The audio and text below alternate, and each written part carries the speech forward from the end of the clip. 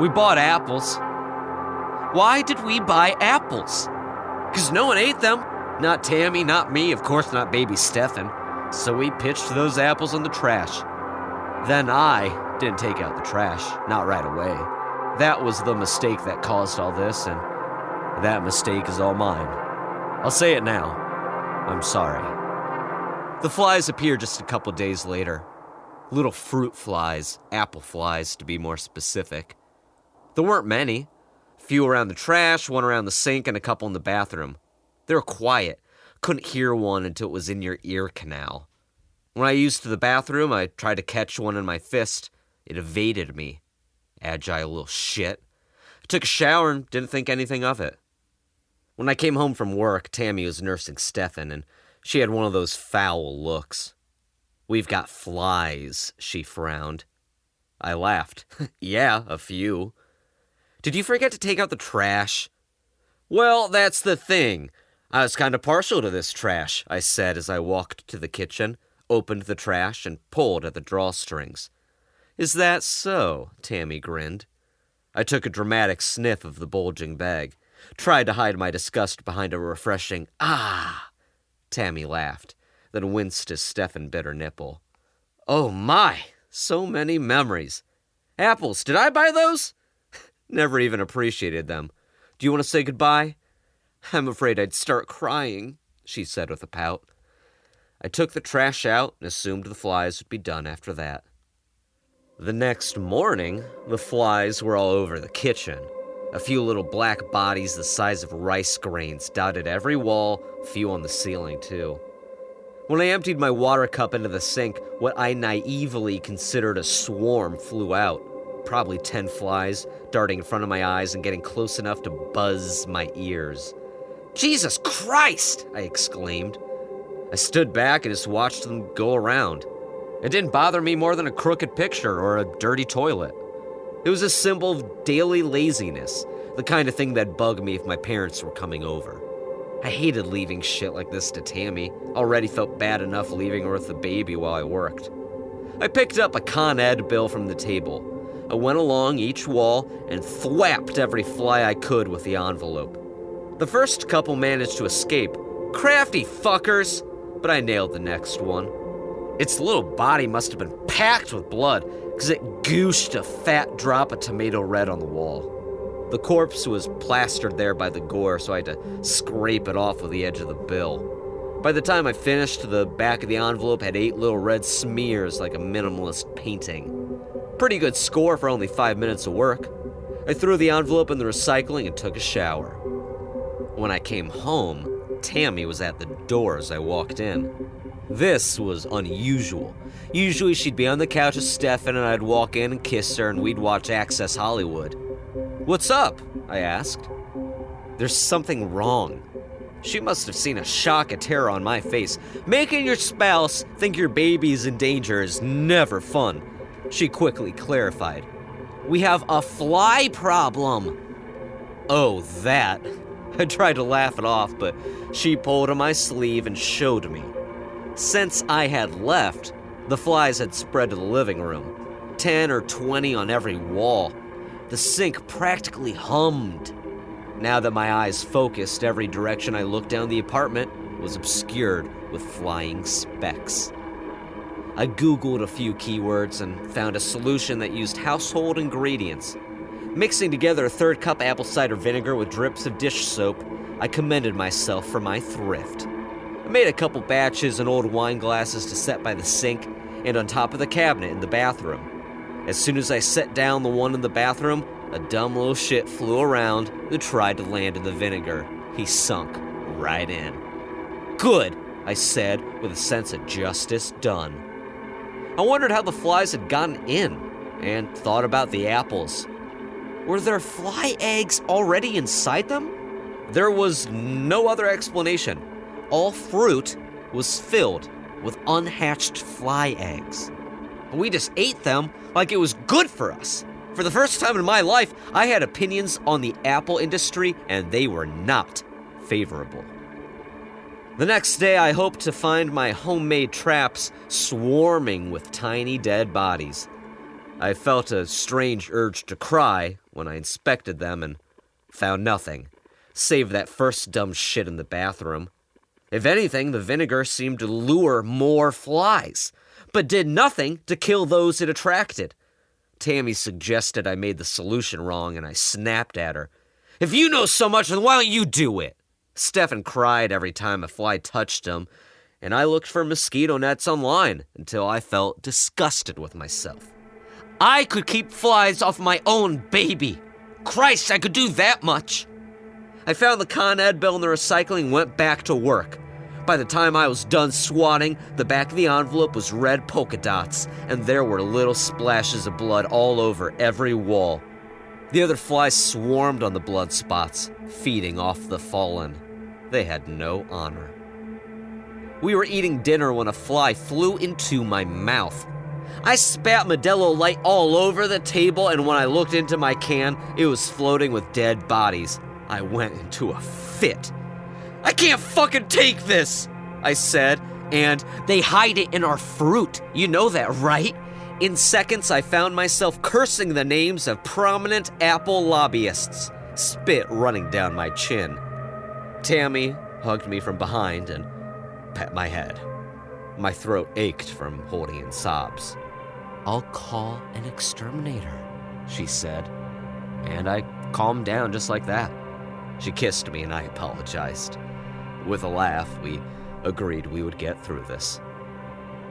"You've got to be fucking kidding me," the exterminator said, shaking his head. "You called me for this?" The exterminator was a middle-aged, acne-scarred man in a navy blue coverall. "Well, it was my wife who called," I deflected. "I thought it wasn't that big a deal, but she insisted." "Happy wife, happy life," the man said, and though I found the phrase utterly distasteful, I replied, "You know it." This seemed to put him on my side. It's upsetting how to earn some men's respect, all you have to do is betray a woman. "Listen, buddy, tell your wife not to waste my time. This ain't a problem."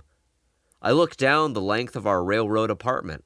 Flies dotted every dish in the sink. Dozens flew out of the recycling in dizzying spirals. I couldn't speak for more than a second without one flying into my eyes or open mouth. "This isn't a problem?" I said, confused.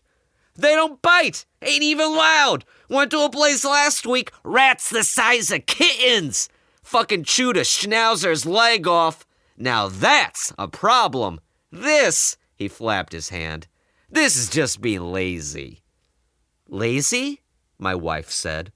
She had heard us talking and came to join, the baby over her shoulder. The exterminator looked her up and down, but would only speak to me.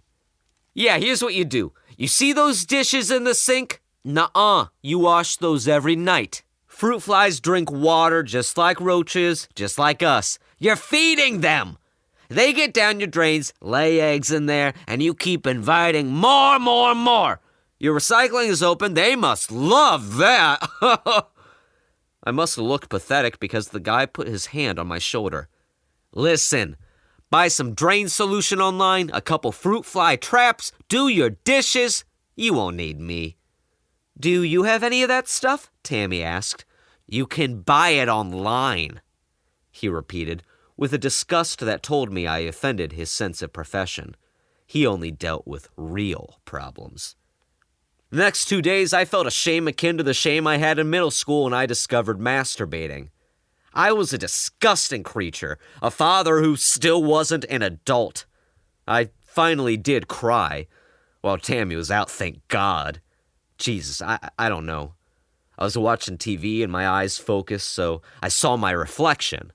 I realized no more than 5 seconds could go by without a fly landing on me, hovering around my head, like a dirty cartoon character. I just sobbed. Stefan saw me do it, too. That's what killed me. That night, I spent $200 online buying drain solution, fruit fly traps, just about anything with the words fly and guaranteed in the description.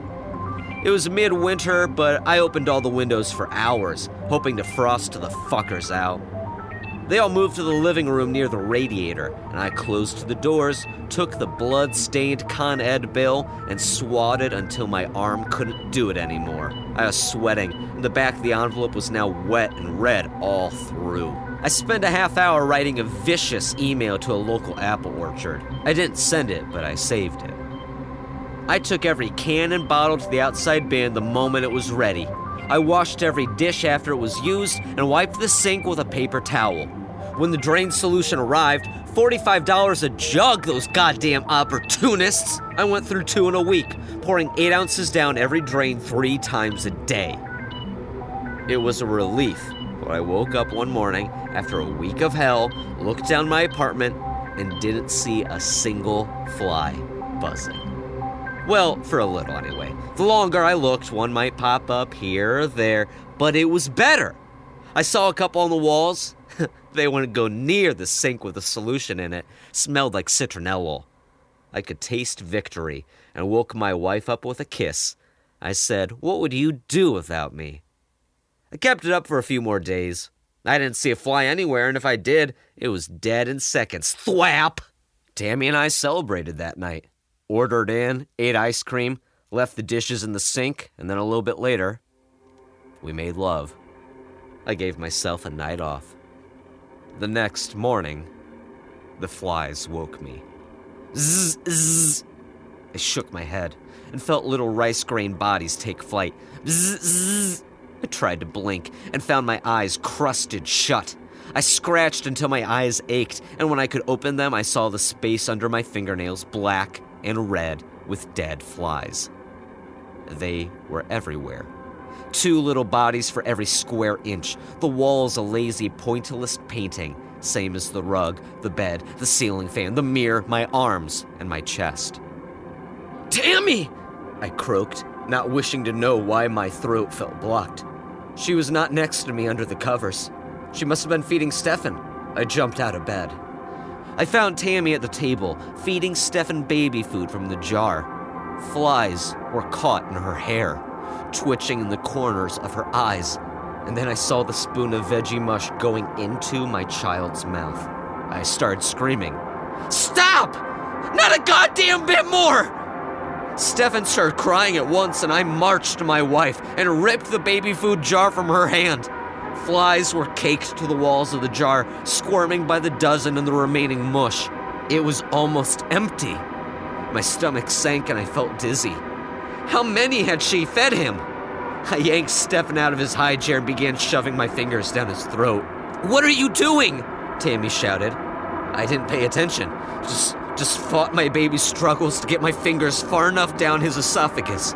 He was screaming and I was crying. Tammy's arms were on me at once, pulling desperately. "Leave him alone!" she cried, beating me with her fists. "My baby can't eat flies!" was all I could think to scream, fingers itching down Stefan's larynx. "My baby can't eat flies!" And then, I don't know. I guess it all just hit me. My wife's cheeks were hot and red, tears down her face, and my son was the same. My fingers were slick with his saliva, bits of the food he had gagged up, the dead flies under my nails. I started bawling. It was minutes before my wife could calm me down enough to answer her question. "What's wrong?" "It's the flies," I said. "It's worse than ever." But she just shushed me, rubbed my back. "You heard the exterminator. This isn't a problem." And she kept repeating it. "This isn't a problem. This is not a problem." I still had to go to work, but when I came home, the words seemed to work their way into me. Walking into my apartment, flies whizzed around my head in circles, crunched faintly under my dress shoes, dotted every surface. But I didn't care. I walked into the living room to find the TV playing, both my wife and son asleep together on the couch, Access Hollywood, playing to no one. Flies covered their faces, crawled up and down their clothes, working under to their skin. Yet they were peaceful, like Mary and Jesus, infested but haloed all the same. If the flies didn't bother her, didn't bother him, why did they bother me? I lay down next to them, and when the flies landed, when the flies crawled, when the flies invaded my nostrils and ears, I let them. A month later, Tammy's friend Denisha and her husband Greg came over for a dinner. They hadn't met Stefan yet. By this time, I had become thoroughly used to the flies. The exterminator was right. This wasn't a problem. I'd brush my teeth every morning. When the toothbrush came out bristled through with dead little bodies, I'd shrug my shoulders, spit, and comb my hair. Still, having company over gave me a sense of dread. It was one thing to be comfortable in your own home, but making it hospitable to others was different. By the time we served dessert, though, a cherry cheesecake with flies mixed dead into the syrup glaze, my anxiety had eased. We were all having a good time. "I've always loved your apartment," Denisha said, a fly crawling down her moist bottom lip.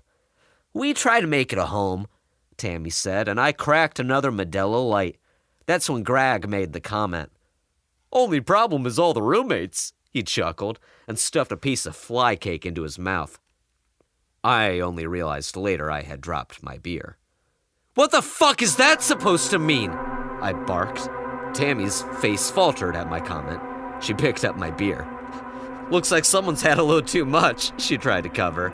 "Don't change the subject," I said as sharp as a slap. "What the fuck did you mean by that, Greg?" Greg's face was colorless, mouth moving through empty vowel shapes, searching for words. I was just making a little joke." "About what?" I was standing now, fists tight. "Well, you know, you got some flies," Greg said, a couple flying out of his mouth with the final word. I exploded. "How dare you shame me in my own house? Out! Get out!" I threw the cheesecake to the ground, and Greg was to his feet. "Jesus, it was just a joke!" "Out!" I screamed. My throat would ache the next day. "Get the fuck out of my house!" Denisha and Greg gathered their coats and were out before Tammy could properly apologize. Tammy and I had a screaming fight after that, and Stefan cried the whole time. I guess I scared her. I don't know. To be honest, it's hard to remember what led up to that next morning, but I remember that morning clear as anything. I woke up with a headache, and I was alone. Tammy was not in bed next to me. I left the bedroom and found Stefan's crib, empty. I cried and scoured the apartment for a note. I broke my phone. The neighbors said they heard me screaming, and the flies were gone. For some reason, out of all the loss I felt, this was the most painful. I checked the whole place, scanned every wall, shook the recycling bin, clanged the dishes in the sink. Not a single fly. It was another day before I got a call from Tammy's mom. She said Tammy was gone, and the sooner I accepted that, the better. The whole time she spoke, the phone buzzed. The flies were with her. I bought apples. I left them in the sink until they turned moldy. I bought oranges, meat, everything I could think of that would rot, but the flies never returned. I began to suspect the apple industry was behind this yet again, targeting me, denying me. I returned to the furious email draft I had saved. I finished it and clicked send. The next week, I bought a pack of .22 caliber bullets, wrapped each one in aluminum foil, and mailed it to prominent Apple lobbyists. It was 2 days before the police showed up on my doorstep. Now I don't see my wife. Stefan is 3 now, though judging by the pictures, he could be 5. Big kid, like his daddy. Prison has broken me in many ways, but there is one redemption. There are flies. Flies in the food, flies in the cells, flies crawling over my body as I sleep and in my mouth as I speak. I let them cover me, inhale their tiny little fresh little sweet bodies. I have learned to accept their love. The story must be told.